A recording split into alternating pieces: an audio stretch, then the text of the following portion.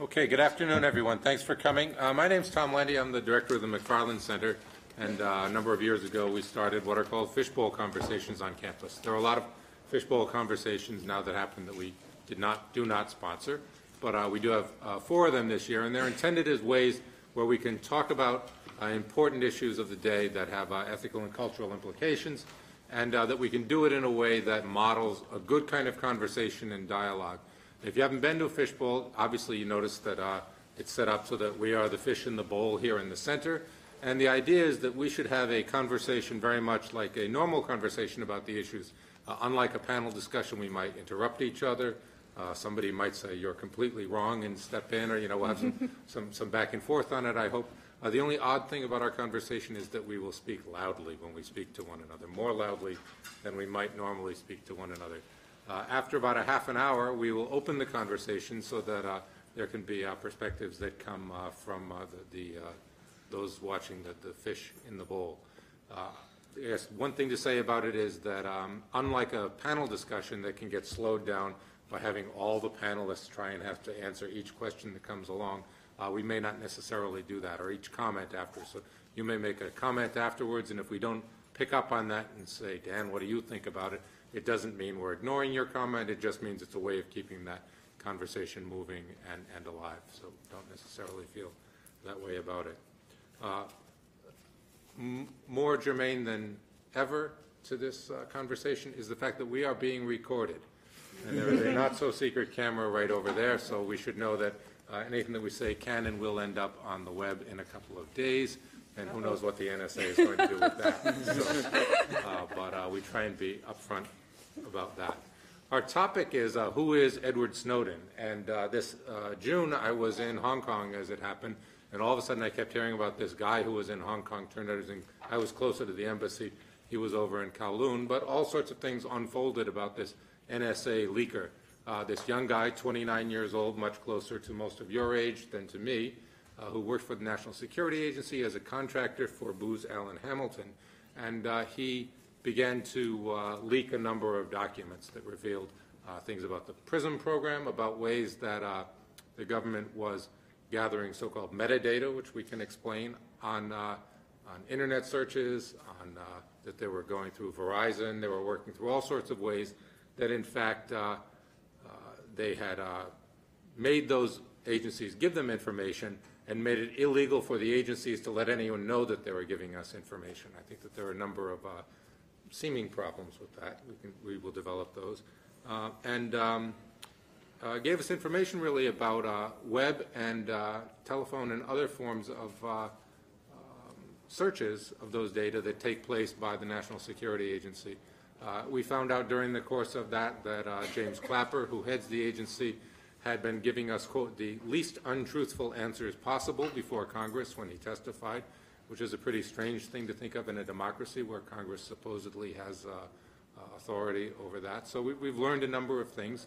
We've certainly been embarrassed in front of some of our supposed allies in terms of the ways that we have spied, for lack of a better term, on our allies. So there are a lot of revelations that came out, and certainly the administration has tried desperately to get this guy back.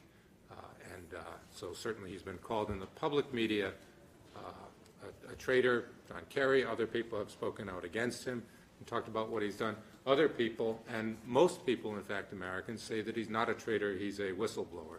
So we framed this conversation first around a way of saying, are traitor and whistleblower two of the best ways to even think about who this guy is.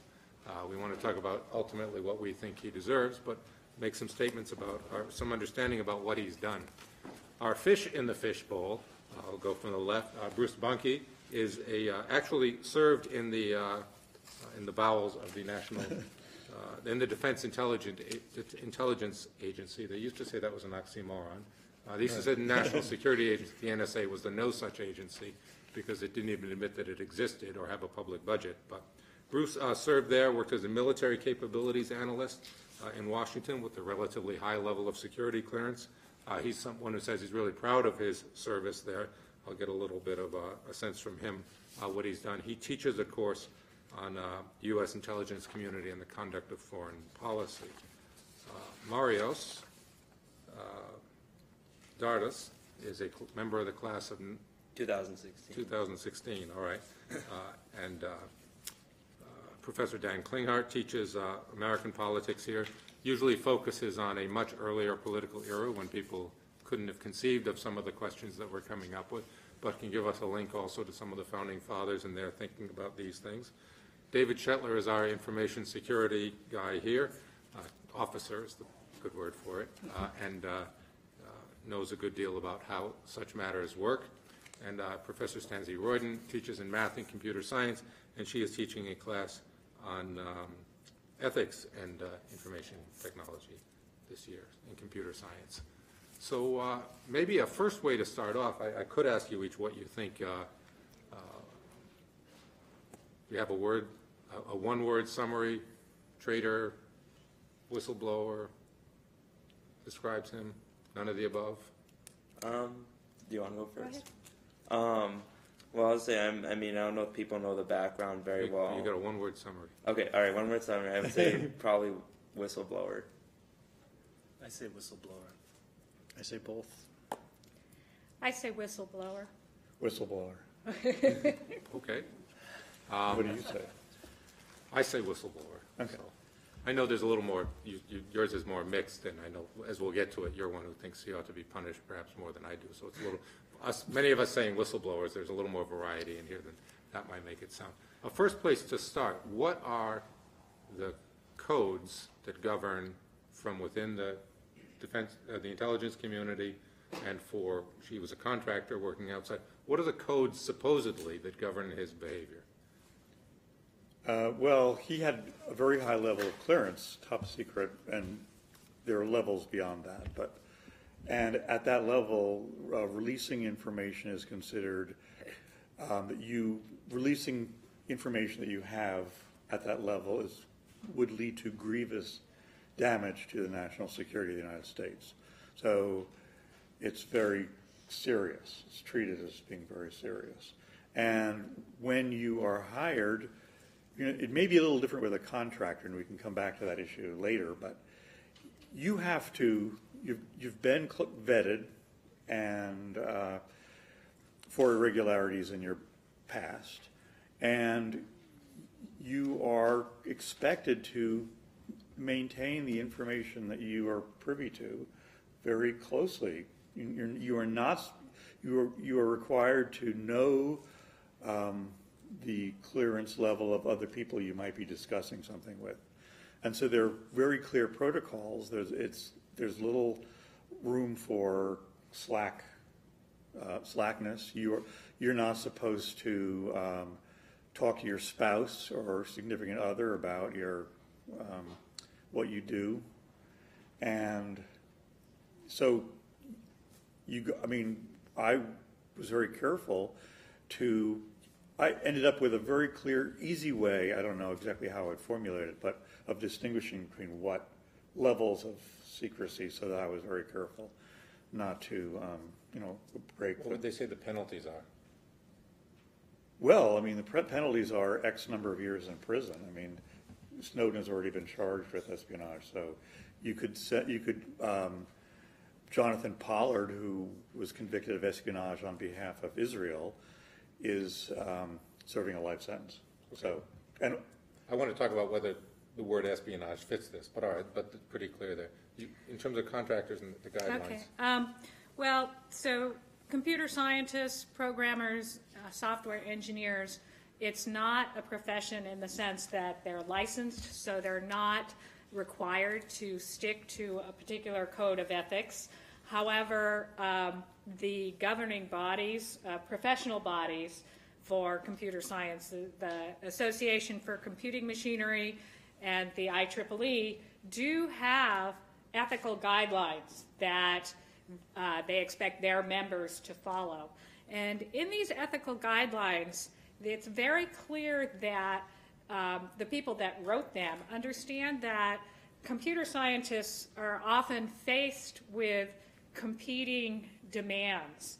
And sometimes they may be asked to do something that they, because of their knowledge of computer science, they may feel is not appropriate ethically, may be harming either their customers or harm to the public or something of that sort, and that they often need to balance what their employer wants them to do, is asking them to do, with mitigating harm to users or society. So in the ACM ethical guidelines, the first guideline is to contribute to society and human well-being. It says, this principle concerning the quality of life of all people affirms an obligation to protect fundamental human rights. Now, one could argue whether privacy is a fundamental human right, but that's probably something that would go into someone's thinking when they're thinking about their obligations vis-a-vis surveillance. The second one is to avoid harm to others, and where they define harm as injury or negative consequences.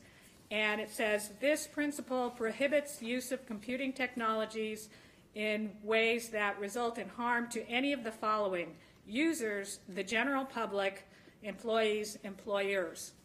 And similarly, the IEEE guidelines, although they usually say one should, be honest with their employer and work to perform their jobs, they almost always have a clause saying, unless that goes against the public interest. So all of these guidelines seem to prominently say computer scientists need to consider the public interest in what's going to happen with their work. Let's go to the facts of the case, and I don't mean the judgment sort of was it espionage or how do we evaluate it, but anything anybody wants to add to specifically what was revealed by Snowden? What did we learn from Edward Snowden? He revealed the Project Prism that the NSA was holding at the time, and basically they tapped into, I believe, 7 different companies, including Google, Apple, IBM, Yahoo, accounts of people, and would basically sort through their mails and try to their email and try to figure out what the people were up to, whether they were linked with terrorists, linked with other people. So were they reading the email? They were. I mean, for some of them, I can say definitely for sure that they were reading it. They believed that this person was going to contribute to a terrorist attack. Another aspect was, I believe it was recently released that they had compromised various encryption algorithms, Okay. And inserted their own keys into them. You've been telling us to encrypt everything. So basically, despite our encryption, the NSA can I would say watch what China switches to for an algorithm and use that. So basically, encryption isn't what we think it is. One of the things that we seem to have learned from his revelations. Right. I mean, Okay. encryption is supposed to guarantee some degree of privacy. I mean, encryption's always been a cat and mouse game. Right. But usually time is the issue, not government agencies compromising it. But they put employees into those places so that they could actually build in backdoors for the NSA to sneak in. Right. At least those are the revelations that That's came out in... the claims. My understanding is that one of the things he revealed was that the NSA was collecting what they call the metadata about people's phone calls for pretty much everyone in the United States, or everyone who has Verizon. I'm not sure if it was limited to Verizon. And the We're not allowed to know that. What? We're not allowed to know if that. it's limited to Verizon. But the metadata is not actually what was said on the phone, but who called, what phone numbers were called by a given person, what time the calls were made, how long the phone call was, and so on. And geolocation as well. Geolocation as well.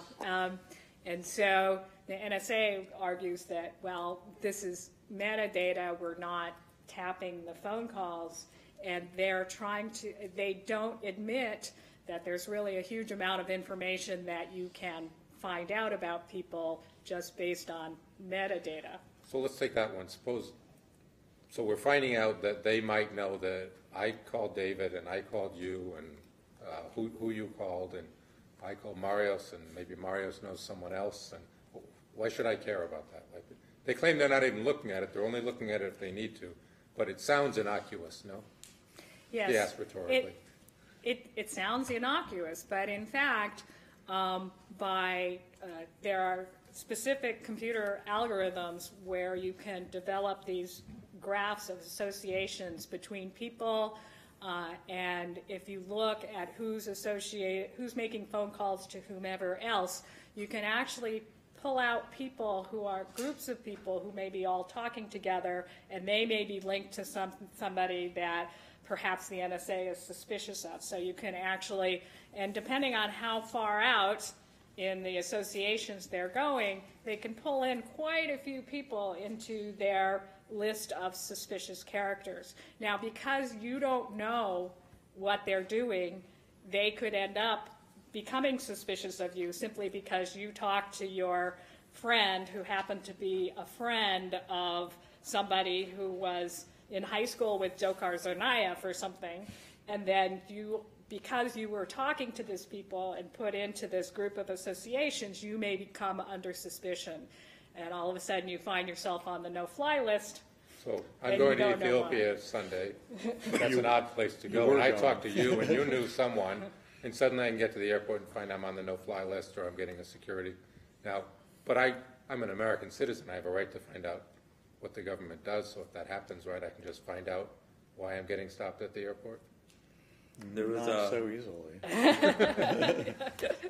Okay, so that's top secret too. So in one sense, you're in a rabbit hole there that no matter what happens, we have no right to find out about it. So that metadata connections. Locations where you've been, various things like that. And there's a basic, the argument that the NSA makes and its lawyers make is that, and judges on the FISA court, FISA is the Foreign Intelligence Surveillance Act, which is a secret court which kind of... Post 9/11, Congress created some laws that... Well, the FISA court actually was started in 1978. Okay. But it was the Patriot Act, which came after 9/11, altered what it looked at. But the basic distinction is what the intelligence world calls externals. The externals of a message are, as you said, and they would make the argument that that looking at the externals of message traffic is not a violation of one's privacy. And I think that, I don't agree with that, because the externals will tell you will tell them who your circle of contacts are. And I don't see why that isn't a matter of personal privacy. It's because they say it's just the content. If we don't look at the content, we're not violating your Fourth Amendment private protections of unreasonable search and seizure. And, personally, I don't agree with that, because I think a record of who you call is basically, fundamentally, a private matter. It's not a part of the public record. And I don't think, so I don't buy that distinction. And then, what then happens is that then they can go back and look at the content based on, some level of concern or suspicion about you, whether you are. Okay, so they're not just collecting metadata. They are collecting everything, apparently. And then the metadata may, A, they're looking at it about us more openly, but B, they can go back and... Yes. And then, but also, metadata is very powerful when you talk about telephone calls, but when you talk about internet activity, so much can be inferred from metadata. Internet activity metadata is source, destination, source port, destination port, some things that sound somewhat benign, but from a destination IP address, you can determine where somebody was going. From where they were going, you can pretty much infer what they were doing.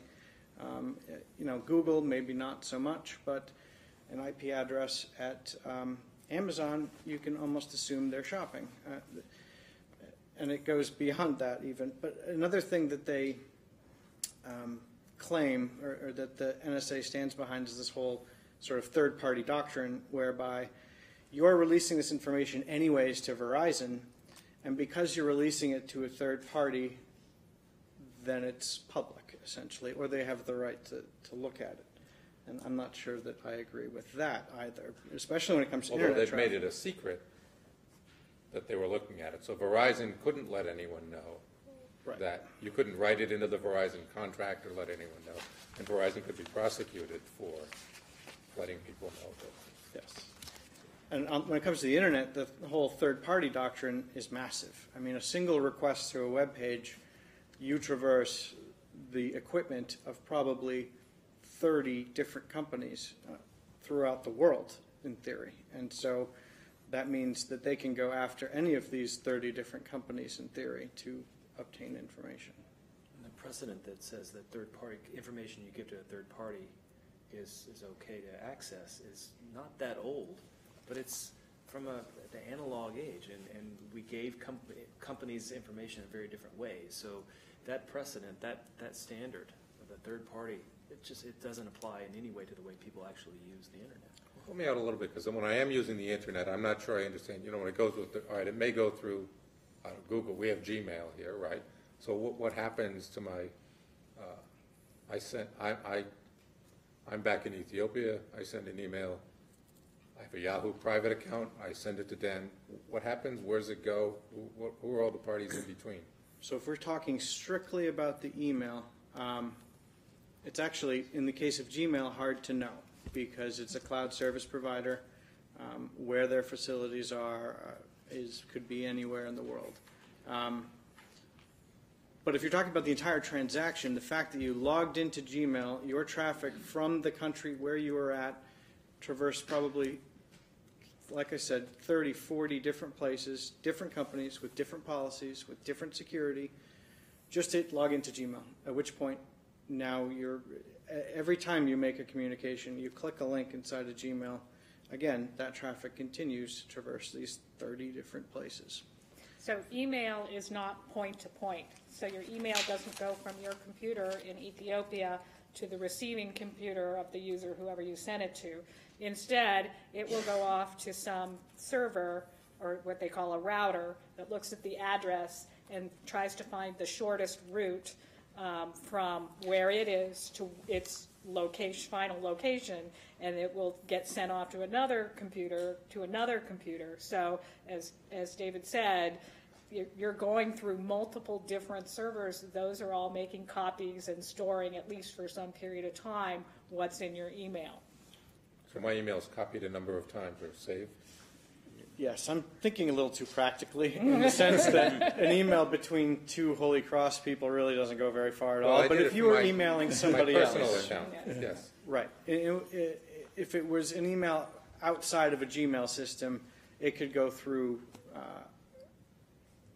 again, 30 different places, 30 different companies with 30 different system administrators, or maybe 300 different system administrators with various level of ethics, et cetera. I mean, the whole notion of internet privacy is, in my opinion, it doesn't exist, and that's why I kind of laud what Snowden has done, because it's brought this to light for a lot of people who didn't know it.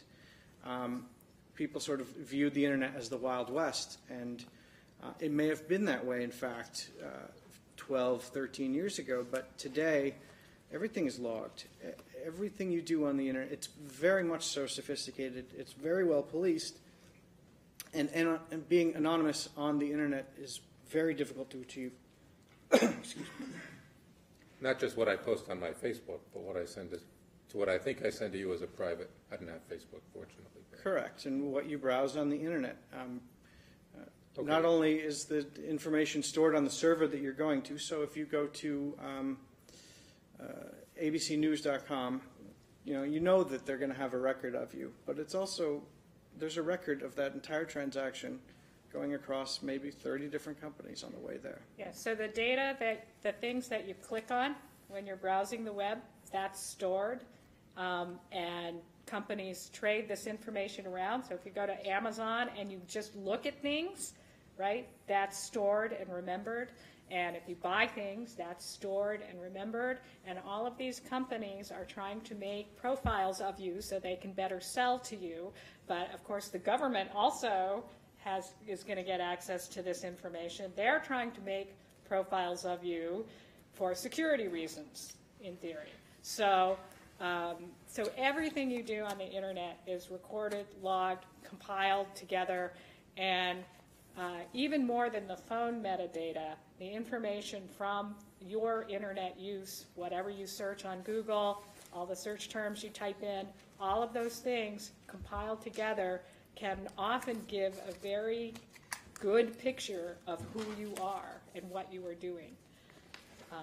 And the NSA gets all of that. They have these devices at switching nodes that make it's called a packet scope, and it makes a mirror image of what's being transmitted, and it goes directly to, the NSA is headquartered in Fort Meade, Maryland.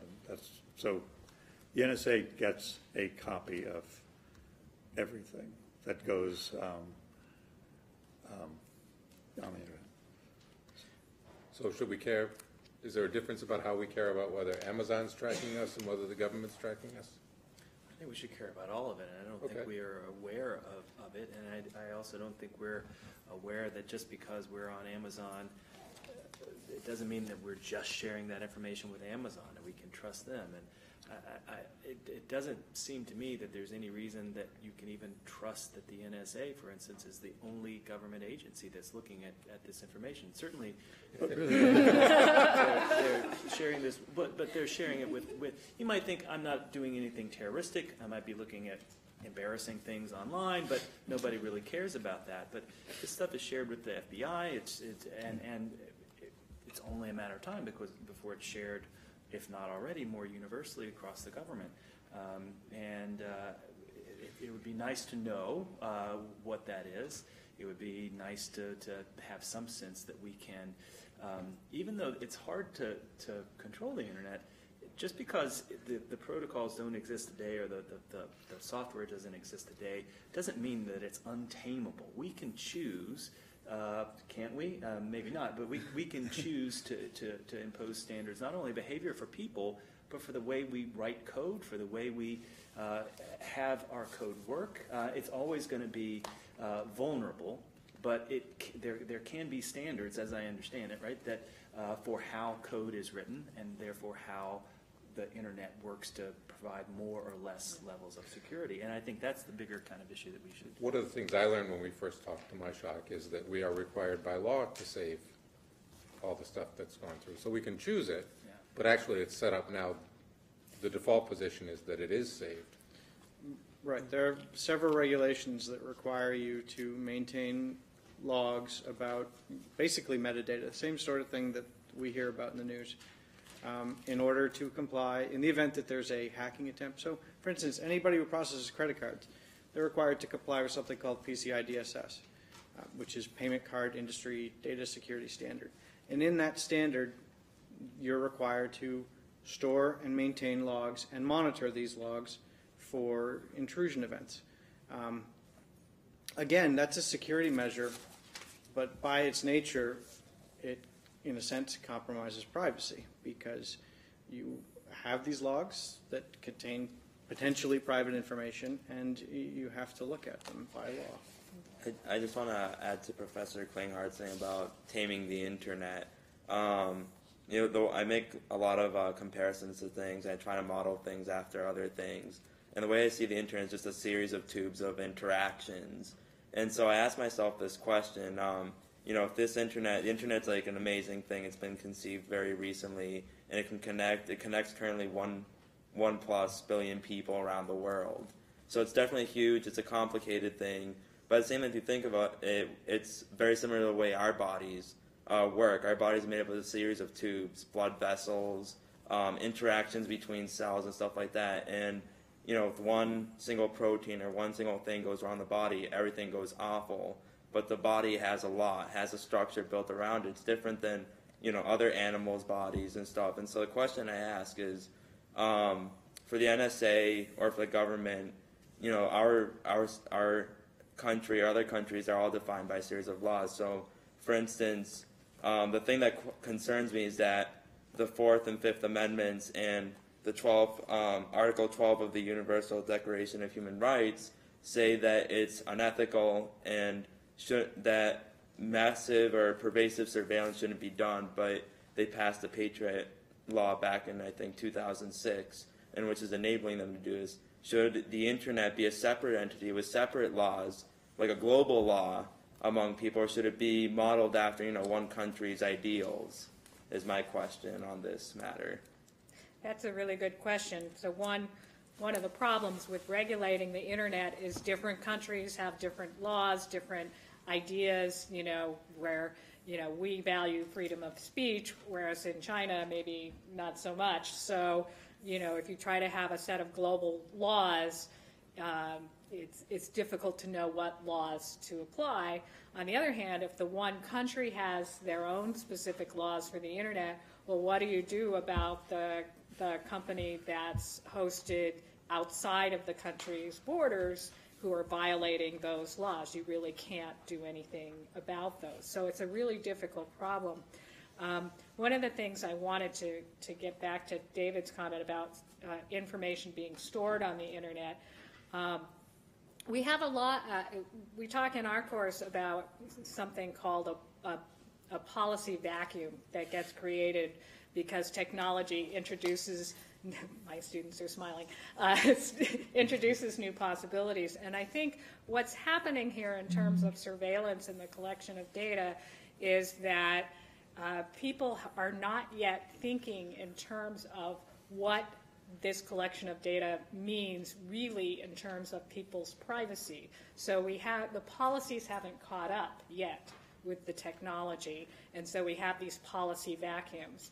Some people are trying to push for new policies that would help correct those. For example, the right to be forgotten, where people are required to delete after a certain amount of time information that they have stored on their servers. So right now, you make some comment that might not be so, such a good thing to say on Facebook when you're 18 or 16 or whatever. That gets stored, and for all you know, it's going to be there forever. And it could come back to haunt you in 30 years when you're, running for president. So anything, I always tell my kids and also my students that, you should never post anything on the internet or send anything in emails that you wouldn't want to see on the front page of the Boston Globe tomorrow or in 30 years, because it's basically, at the moment, there forever. I think we may be going a little far afield from Edward Snowden. I mean, at one level, I find myself, I can figure out that Amazon is tracking me or anything. If I look at camping equipment and I start to look at ads and the fine singles 18 to 25 ads are replaced by camping equipment, I know that, it's quite apparent to me. To me, it's very different than the government tracing me. So it's out there. Amazon says, you might also like. So that's very clear in public. When it's happening with the government, it's happening in secret. There are supposedly constitutional protections and all of that. I do want to move to one thing. If we put out a binary situation where we talked about Snowden as a traitor or as a whistleblower. Thank you. Let's talk about each of those categories and see, now what defines a whistleblower usually is someone who reveals illegality, I would say, who tells us something illegal that's going on in the world. But there hasn't been too much, ironically, that's been exposed. There have been, we do know that James Clapper lied before Congress. We can find that out. That's not insignificant. We do know that, what we have found out is that a lot of the things that are exposed are legal.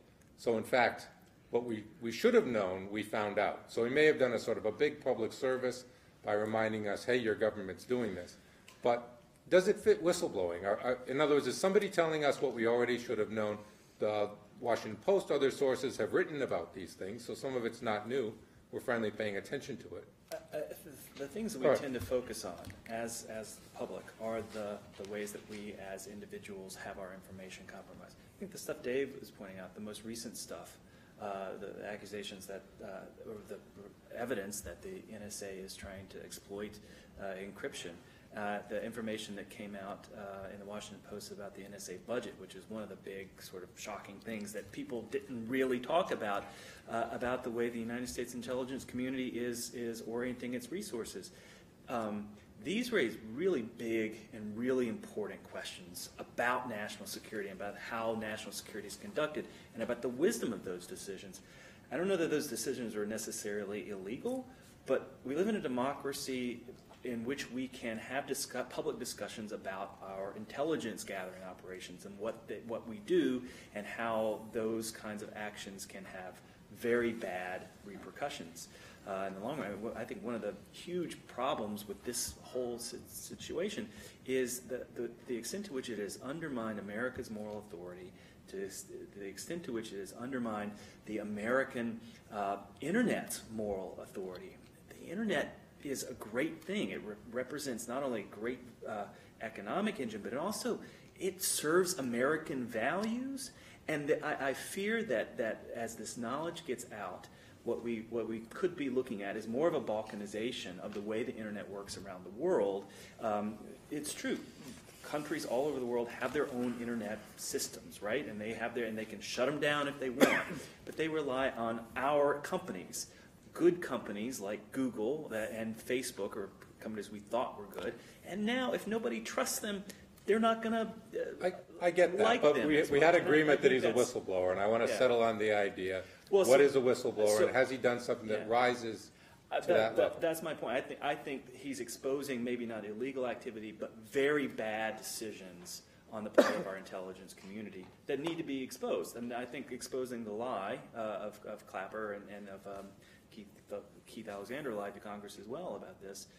I think that's important, but I think we as Americans need to know that our intelligence community is doing things that might not be the best thing to do.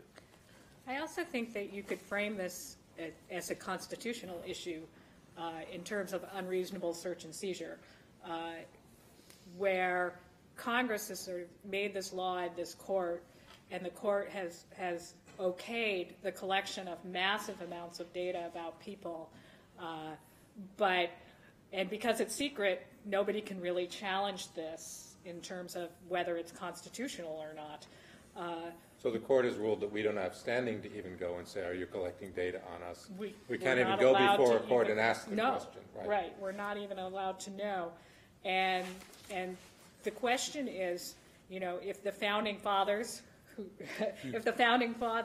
had known about this technology, would this massive collection of data, now mind you, they're not going after a particular person when they go before the FISA court to ask to collect metadata. They're just asking, can we collect this metadata and store it? And once they have it, I don't believe they have to go back to the court to search it.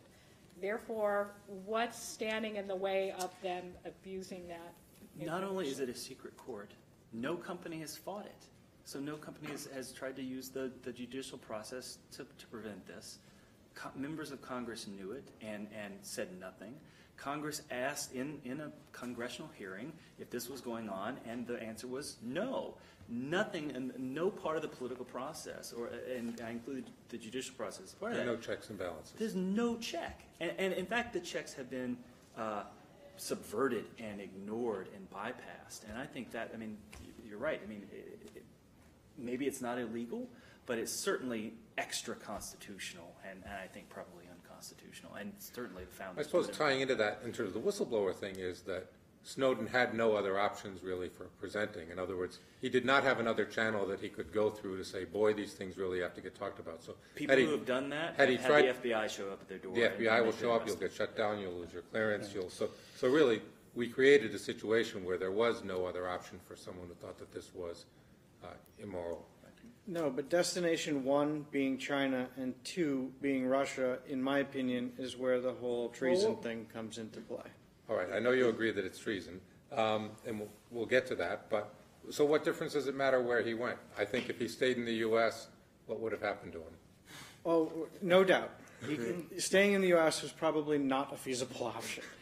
But going to 2 countries who have intelligence agencies capable of obtaining anything on his hardware within hours of his arrival If they can read his encryption. which they have the power of a whole nation to decrypt, I think is where the treason comes into play. Okay, so I want, in terms of definitions of treason, normally, it would sound like the Espionage Act is a pretty rough tool. It's maybe the only legal one we have. But you could say he doesn't fit the standard of a spy. He was not working for money that we can tell. I'm sure we would have heard it if he was, to make the case. He was not working for a foreign government in any way, and he did not believe that he was working against the interests of the government. Now, you talked about espionage early as being sort of, you would be prosecuted under that, but at one level it doesn't fit for me. He may have traveled to a place. I'm not convinced as you are, but we get to disagree. Well, another thing is supposedly Edward Snowden won't want to go to like Russia initially. He was apparently wanting to go to Iceland. He said the values or the ideas behind Iceland that he had at the time seemed the best option for him, but there was like extra legal problems between Iceland and U.S. If he went there, they could have just, I guess, sent him back. Yeah. So that was why he sought asylum in Russia, and they granted it to him temporarily for a year. I don't think he specifically chose Russia because that was where he wanted to go. It was just what he had at the time. That's what his lawyer said, hey, Russia, can you get asylum? I mean, he had to wait there at the terminal for a while, but irregardless, it seemed like it was probably the best option at the time. If you didn't want to be captured and brought back and everything. Apparently, even if it was Bolivia or what was it? The plane might have Venezuela. The Venezuela. plane would have been choice, which would hunted down somehow by our government. So the choice to go to another power that could prevent him from being extradited and taken away doesn't. I can't buy that that's a treasonous act.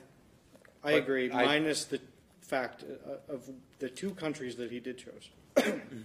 That's the only point that. Well, I mean, they're both countries that we've historically been in conflict with during the Cold War, and so the Cold War doesn't exist anymore, but it doesn't mean we have exactly friendly relations with them. So, and they conduct a lot of, as we do against them, they conduct a lot of espionage against us. So, Of course, now we know we conducted against Britain too. So right. We learned that. Brazil. Brazil, Mexico. Well, I was going to ask like two questions. I don't know if like Hong Kong is technically considered. I mean, it's within China, but It's an autonomous geopolitical region of China, so it has some rules that are okay. separate. But I would say that was going to be like separate, like province. It's not considered politically part of China. It's like it a has separate much more state. free speech than the rest Yeah. of China. It has its own rules that govern it. And then the other question. But they can still get his stuff off. Yes, could still get into his hotel room. And leave His no concern trace. is the ability by going to that place, once you enter within China, they can sweep on your, and you Russia said as well. do in fact Routinely. routinely compromise people's. Go ahead, I'll let you. No, I have friends who are in the information security industry, who are sort of bigwigs in the industry, who've traveled to China and whose computers had been disassembled and re-put back together when they've returned to their hotel rooms, and their BIOS password eliminated because they had attempted to get. I mean, within hours of returning to their hotel room. So, and these are not political figures; these are information security people. So. Yeah, one thing that might put that into some context, one of the things that came out in that the Washington Post thing was that the intelligence community was suspicious that this was possible, that what Snowden has done, and so they started talking about reviewing the profiles and reviewing what people were doing. They were talking about, they had a list of suspicions with 4,000 people that they had to go back, 4,000 contractors that they were going to go back and review. Now that sounds like a big number. That's what the Washington Post reports, right? They're already suspicious that this kind of information is too easily accessible. It's a problem that they let this information slip out. That's that's an intelligence failure in my It's also Well, a reaction to the absolutely. siloing of information before. yeah, Right. and I also wonder if this guy got out, who else could have gotten out, right? I mean, do we have any reason to believe that the next Edward Snowden wouldn't have gone to China or Russia Or to know that someone or didn't to do it Al-Qaeda, for $4 million. or that somebody didn't do it before. I mean, I think one question that we don't know is whether there was anything else on his computers that he hadn't already given to the Guardian newspaper, and so maybe he felt like it's all out there. anyway, and could China or Russia find out anything extra by going through his computer data? It's not clear that that's true, but I think your point is I mean, one of the other important, standards we'd look at, whether it gives comfort to the enemy is one, and that's one, it's a fuzzy character for spying. Has he endangered anyone? I'd say Dick Cheney has endangered more spies than that I know of from this. So far, we haven't seen everything come out. But again, by categories for what espionage is, it doesn't exactly sound, it may be the only thing the government can prosecute by. So I'm sure that the binary we've set up, whether he's exactly a whistleblower or exactly a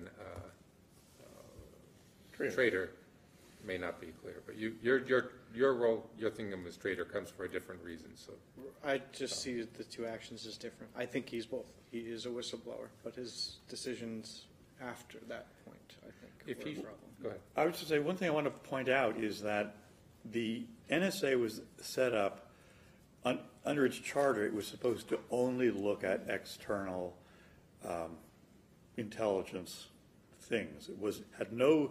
It had no responsibilities domestically, and that was a deliberate decision made during the Truman administration, across the board in terms of U.S. intelligence, that we did not, because of the experience of World War II and the Gestapo, we did not want a internal security police force like that. And so there have been times when the NSA has done things in the 1970s when President Nixon was in the White House, when it did things that were of a political nature that were clearly improper. So one issue is that over time, and this is really the huge change was 9/11, because we were suddenly worried about internal actors within the United States who might be a threat to the national security of the country. And so then there was much more latitude. The NSA took much more on its shoulders. But two things I want to point out is that there's a history of U.S. intelligence agencies going back to Herbert Hoover using foreign directed intelligence against domestic political enemies. And that is an ongoing problem that we can't lose sight of. That this, even if in this new world we have to allow the NSA to do things it didn't do before, it needs to have oversight that is not in place now. And the other thing is that, I'm very concerned personally about the whole metadata collection, because the traditional thing the NSA did was, its goal was to vacuum up all international telephone communications and then screen them against a series of trigger words to find connections to people that we were worried about. First it was the Soviets and spies. Then after that it was Al-Qaeda.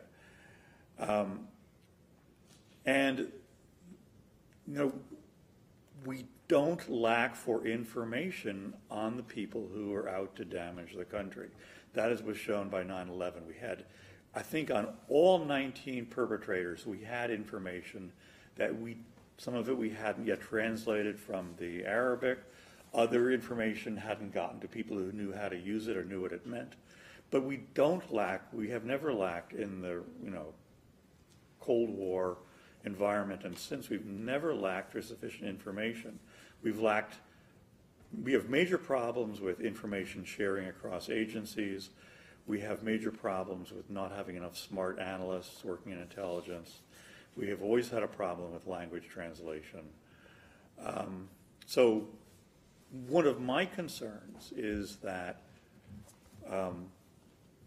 the problem is always finding the needle in the haystack. And if you start piling more information up, if you start making the haystack 10 times bigger, it is not going to get us closer to defeating our, impending terrorist attacks before they may occur. I think there's a lot of, if you look at the Boston Marathon case, we had all kinds of information on the Tsarnaev, the brother or the older brother. And that information was reviewed by people in the FBI and the CIA. So the problem isn't that he was not on our radar screen, it's that we didn't deal with that information fully. We didn't give it to, Boston or Cambridge police departments.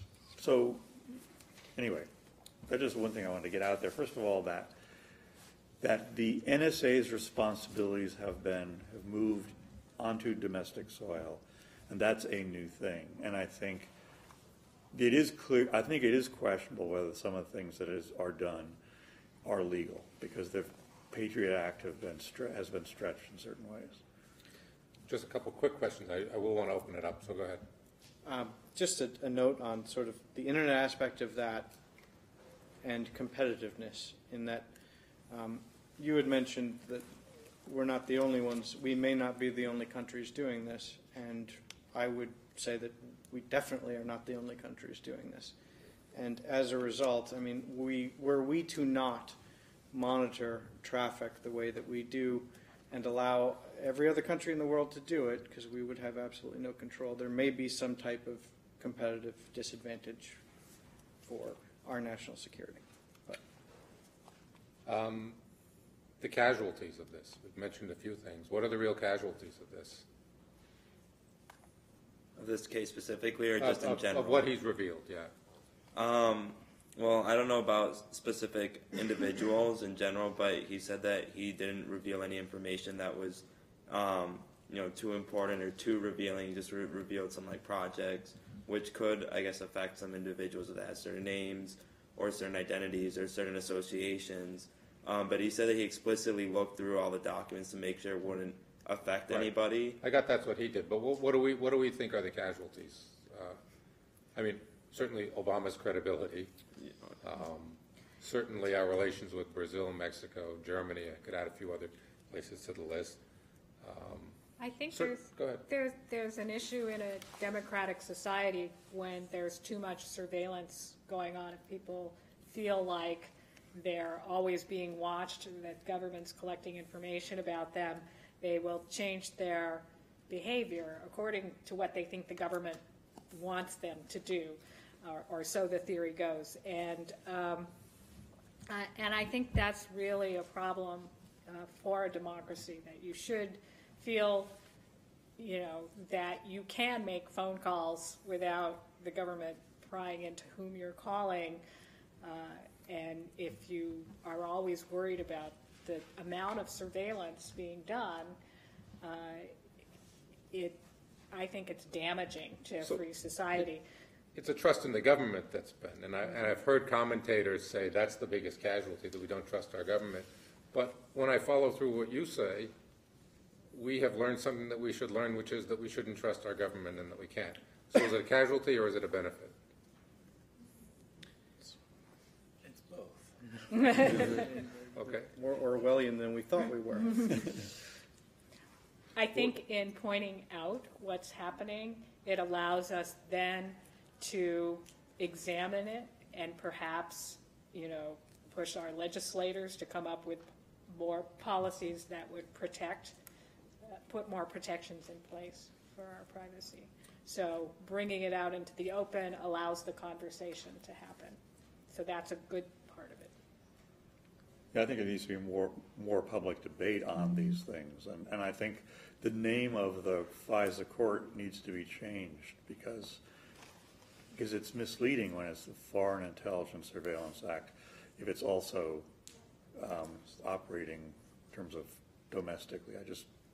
Because the point is that when the court was set up in 1978, it was set up to deal with basically Soviet espionage, a little bit of terrorism, but its being pushed into its activity is what it looks at is moving in a different direction, and that's appropriate for public political discussion, I think. Last question, just going around quickly. What should we do with them? Should we say, come back, live in Delaware, all's forgiven? Should we say, you did something that may have risen to the level of a public service, but because any intelligence agency to operate needs to have rules and regulations. You have to pay some moderate price for that, and that's the price for civil disobedience. Should we pursue him to the ends of the earth until we can get him in jail for life? Stanzi? Put me on the spot. It's a good question. If you look at it from a civil disobedience standpoint, one of the things about civil disobedience is that people are willing to undergo the consequences of breaking the law when they feel the law is unjust, and therefore willing to go to jail. And Snowden clearly has broken some laws here in terms of violating his Security Act. I think he probably, if he comes back to the country, he probably should be tried, but I don't think he should be tried for espionage or for being a traitor. Jail time and a buck deal. How long are you putting him in jail? 12 years, maybe. My department was having, or some members of my department were having a dispute as to whether he should be executed or drawn and quartered and then executed. I think he should get a presidential pardon. I think it should extend a full, or at least up to the theft of the laptops. Give him a pardon, get him back. We figure out what he gave to the Soviets, and you restore some credibility. Obama gets to talk about what transparency really means. Obama gets to talk about what we're going to do with this problem of government transparency, and you bring home somebody who at least seems like they have our interests at heart. I think they should pardon him as well, because he leaked out information to just the country and to people in general, but I think he made the government itself realize the flaws that it has. For instance, one of them was that he was able to easily obtain the files. His job was to move files between different intra-networks or different computers. And apparently the process which he described was he literally just plugged in a USB, downloaded onto that USB, and walked out of the security building. And he had anonymity on that network, so they didn't know if it was specifically him moving the files or somebody else. And You're going afield, but... Okay, yeah. But, and just even background checks, he apparently lied on his resume. But... I'm just saying, though. I think just the fact you're giving him a short sentence for some relatively small things. Is that what it is? Well, no. I'm saying he should be pardoned. I think. Okay. I think he should be welcomed back. Well, I think he will be charged if he comes back, but I also think it's not clear that a jury would convict him. And I think, as it would be a jury trial, and based on, I'm not clear that he would be convicted. Okay, so the rest of what do I think? Minor time in jail, that it's a civil disobedience thing, maybe a Daniel Ellsberg. Of course, Ellsberg didn't go to jail, did he? But some parallel to that. But I'm willing to say he stood up for something he believed in. It is civil disobedience. You do pay some price for that, and that's real. And I think he did not do it without realizing that. There is a reason he went to Hong Kong. He didn't just stay in Hawaii and say, here it is. But so, yeah, there's some knowledge that he did something that violates it, but that it served a greater good. And I would say you have to do something to prevent everyone from just stepping out and saying, I think this is a bad thing, and there have to be boundaries against it. No agency can function without those boundaries, or no security agency can function that way. But I'm pretty appalled at what the lengths the administration has gone to try and shut him down. But let's open it to whatever disagreement or questions or comments there are in the rest of the room. What am I missing entirely? Are we missing? I'd like to hear from some people who think that he is a traitor. Because I think maybe if there's a weakness to the fishbowl. Yeah, the drawn and quarter faction doesn't. We did have one of the drawn and quarter faction who was supposed to be here but backed out just to be. But no representatives of the Hang'em faction. Wow. Well, what other comments, thoughts, questions? What's relevant to his case that we haven't raised?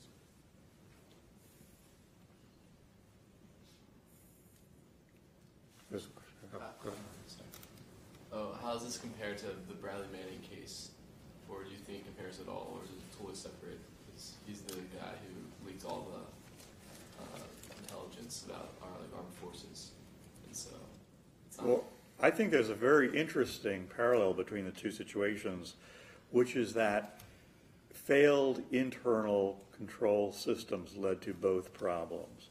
Because Bradley Manning he's an Army private who was doing intelligence in Afghanistan, and for reasons which is inexplicable to me, he had access to all secret information around the world that had come from the State Department. So there was a fundamental control problem in the Army, well, in the intelligence community, and I think the same thing has occurred with Snowden.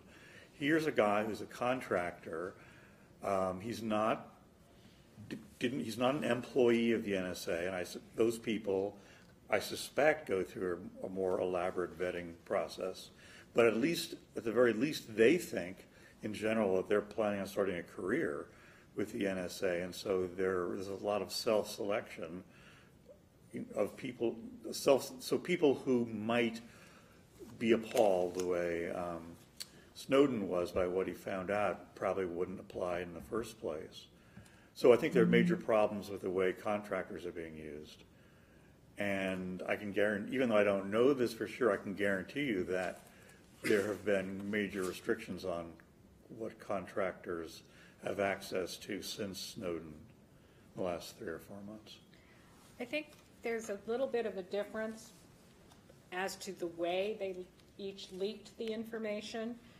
People might beg to differ with me, but Bradley Manning dumped a huge amount of information straight onto the internet through WikiLeaks without really going through to find what was, really pertinent information, what might be damaging information that might put people in danger.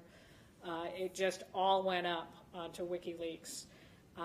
And so I thought he was less thoughtful about the point he was trying to make and possibly putting more people in danger because of the information he was releasing. Whereas Snowden went to a newspaper, and newspapers have a tendency to want to make sure that they're not releasing things that are going to harm people if they can. So they have sort of more checks on what's getting released. And so I think that Snowden's process was a little bit more thought through. You're very old media with that. But Very old media, yes. I think part of it is the gravity of what, it's amusing to find out what Obama thought of Sarkozy or what one president, there were a lot of things that were revealed that sort of did us a kind of damage in terms of doing diplomacy, but we really didn't learn anything significant about our civil rights or something like that. And I really feel like here I'm, finding out some pretty fundamental things about violations, what I would regard as violations of the Constitution or violations of even Congress's will that have a certain moral gravity that's different from what we got from Manning. And that was about ongoing military and diplomatic maneuvers, and so there's a little bit of room, especially for a soldier who's just questioning choices that the military is making. I think that's a little different than exposing something where every Verizon customer's phone records in America have been sorted through. It's about a different kind of thing, right? Everybody has a dispute about how the military is acting, how we're maneuvering diplomatically. It just seems like it's a different kind of point. And the government seems to have been more scared by Snowden than by Bradley Manning, ironically. Right. So even though one was more targeted and the other was just every crazy thing thrown out. I just wanted to return to one of the distinctions mentioned earlier between private businesses collecting this information from your profile that your address or what have you, and the government that accesses this information. I just maybe go around and see how far people would say is it justified for even businesses to do it, both to do it and to do it. I'm curious what you think, too, when we come in at the end. I mean, my sense is I can choose to do business with Amazon or not, or I can choose to do business with a company I'd like more information about what they collect and use. I'd like the law to be better covering it. Whereas I feel in the government situation, there is simply no opt-out. At this point, I have to throw away my iPhone so I'm not tracked, done whatever. I can't go on the web. I mean, there is no out to this. And in fact, if it's a business, I can sue the business, I can take it to court, I can do whatever I can do it. Here, we're in just a rabbit hole. I have no information. I'm not allowed to find out what the government is doing. I have no standing to see if they're gathering information on me. Even if I've been stopped at the airport 20 times in the last year, I have no right to ask that person at the airport the next time why you're stopping me or based on what information. And that to me is wholly different from whether Amazon tracks whether I bought a tent last month and whether I'm more likely to buy a book on camping the month after that. But go ahead. I think part of the, I agree. I think there's a difference between whether it's a business and the government. But more and more, as we live our daily lives, it gets harder and harder not to interact with businesses on the internet. And I think I would like to see a lot more safeguards on individual privacies, what kinds of information businesses can collect, what they can keep, what they can sell to other businesses, and so on, which is just not there right now. And so I would very much like to deal with Amazon and be comfortable saying this is not going to be, information that's saved forever and sold to other businesses and so on. So I would like to see a lot more protections there, because I believe, I think most businesses are doing these kinds of things on the internet. It's difficult to just go somewhere else. And you can scare a business, even Facebook or something like that. They come out with new privacy guidelines and somebody puts them out and says we don't like them. Customers have legs. Yeah. They can walk out. But, I mean, another aspect to it, too, is businesses have things like retention periods, whereby, for Holy Cross, for instance, we have schedules for retention of data. Data gets destroyed once it's no longer needed. In the case of what we've learned about the government, there's no such retention periods. They're storing the fact that you were at Starbucks on your cell phone indefinitely. Why should they store it indefinitely?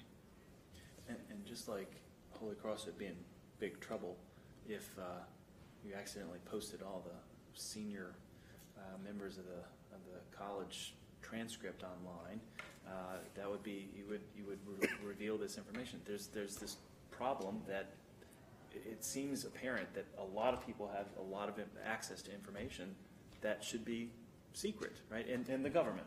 I don't like other people like Edward Snowden being able to figure out who I'm making phone calls to. So there is a difference, I think, but there's also a big similarity, and that there needs to be more responsibility. There needs to be a discussion about who's responsible and what kind of responsibility needs to be taken. I'm just thinking, again, about models and parallels. Again, a lot of things get modeled after something else. And so in the case of the internet, if you're like going online, you're leaving information. Even if you're not online, you have your cell phone. They could track you through GPS. Say you like drop all of this.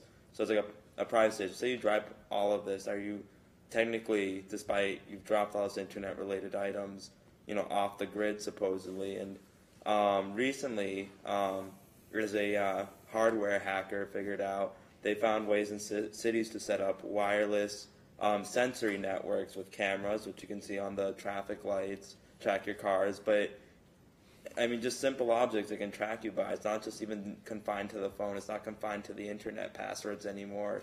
So now you have like a hardware network now that's tracking things in general that, information you don't know about that they're taking about you or other individuals. So do we have a choice outside of breaking up the tinfoil hats? Is this where we are as a society? I mean, what do you think? Oh, I think definitely tinfoil is going to be a rare. I think you guys have been far too optimistic about at least the standards that we could impose about how this could be a reverse, or it could be solved by passing a law or something. It's not. There's a certain momentum to this thing. This is a trend that's been ongoing. I mean, since 9/11, obviously things accelerated, but for us, maybe it's the nature of power. I think at certain points, we want to find out more about who they're ruling. I mean, basically, we've been told sort of, trust me, and Obama will say, well, trust me, I'm not as bad as the other guy. But really, I wouldn't do that. You can't find out what we're doing, but you got to trust me that we're doing good things. And it's not a very good answer from my point of view. With no expiration on the data they collect, they're not just saying, trust me. They're Trust saying, everyone trust down the every line. president from here on out and every administration into eternity. And that's somewhat dangerous, I think. So I'll buy that we're being too easy to say. Well, if we can't do a law, then what do we do? Nothing. And that was actually not entirely sarcastic, my reaction. We just give up and realize that privacy is an illusion and that freedom is not going to be what it was? Paradigm shift in the minds of the population, like as a whole, that's sort of the level of change that's required, not a congressional act. Well, but I think it's not going to be easy to change how things are regulated, but that doesn't mean that we shouldn't try to make changes and build in protections. Just because it's difficult doesn't mean we should just all throw up our hands and say, okay, privacy is dead. We're never going to have privacy again. Get used to it. I think, as citizens of a democracy, it's our obligation to come into the conversation, vote for people, let your representatives know what you think about it, and try to work for things to be changed. And just because there's momentum now doesn't mean that we can't reverse it. Andrew, I want to know if you've taken computer science, any computer science classes. In high school, Yeah. I mean, I find the disinterest in computer science among our students to be very curious, because most of us here, and me included, have no idea how to encrypt something. I mean, I have to have somebody walk me through, every new online system we have here at Holy Cross.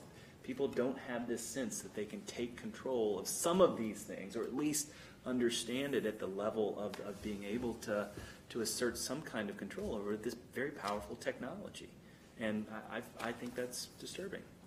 Andrew, are you referring to, is your concern what the government is doing or government plus industry?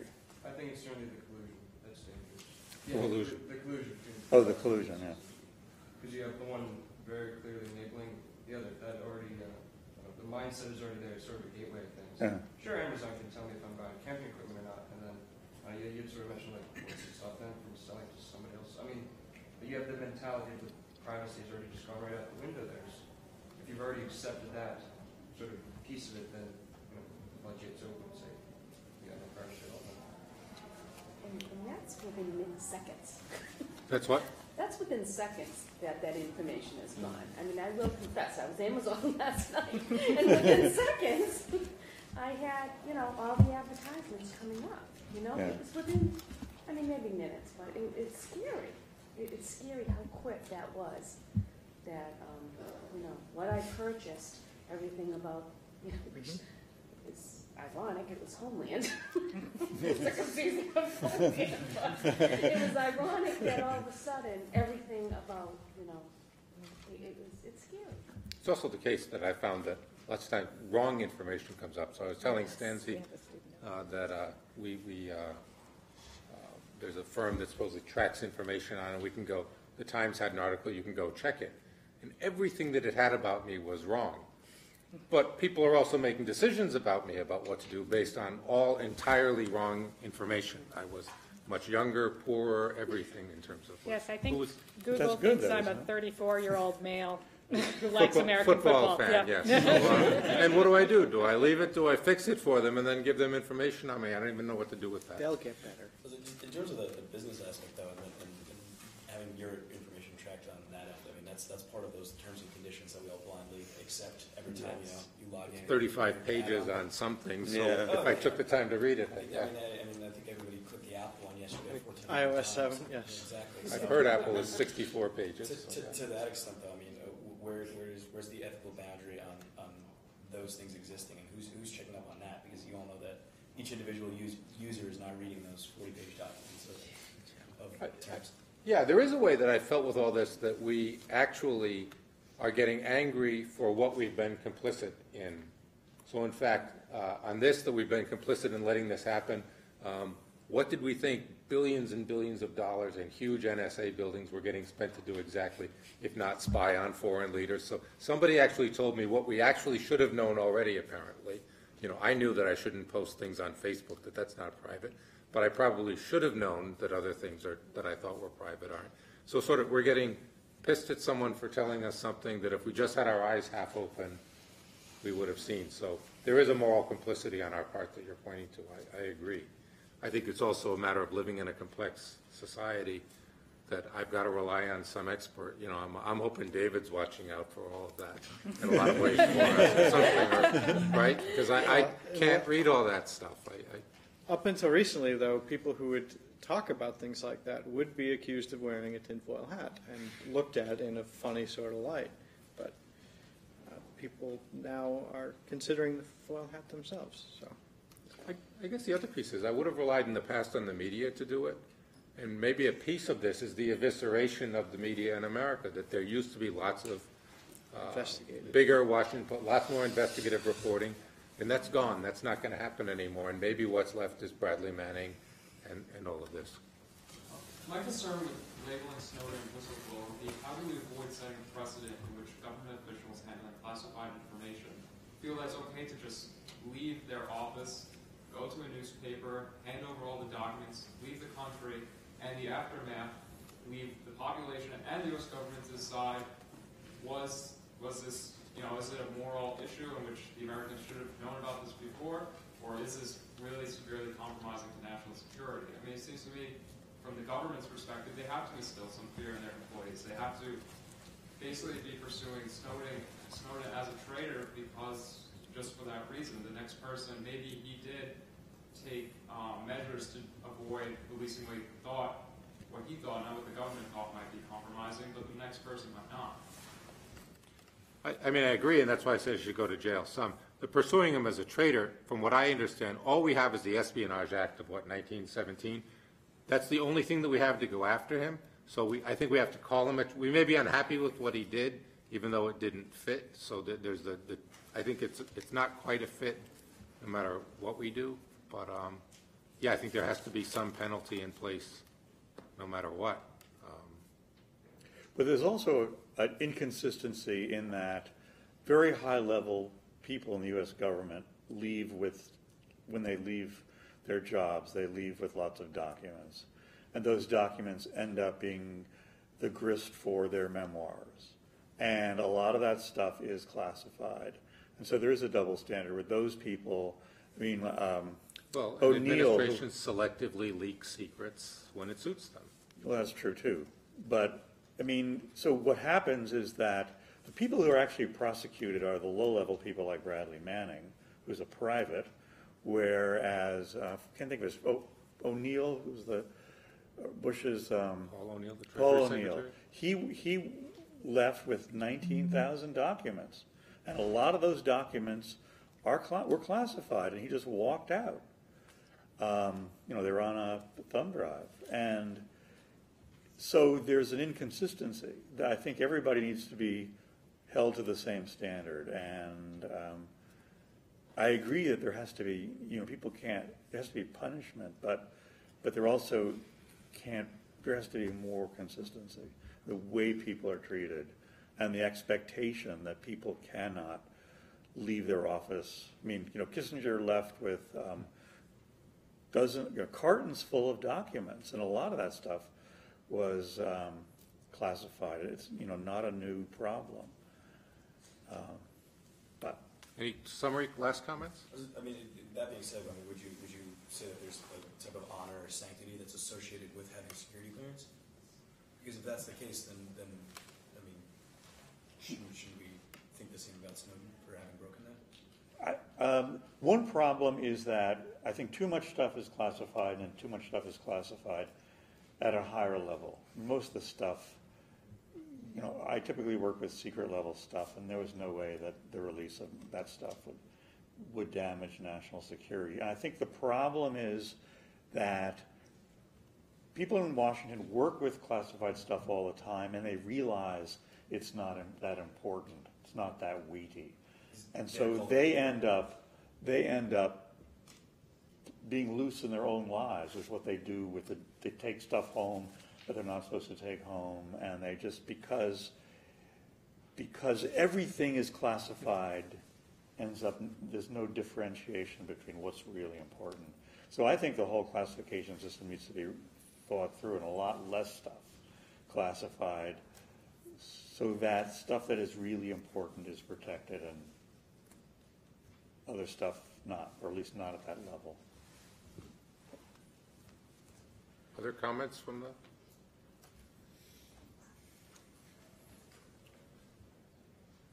Thank you, everyone.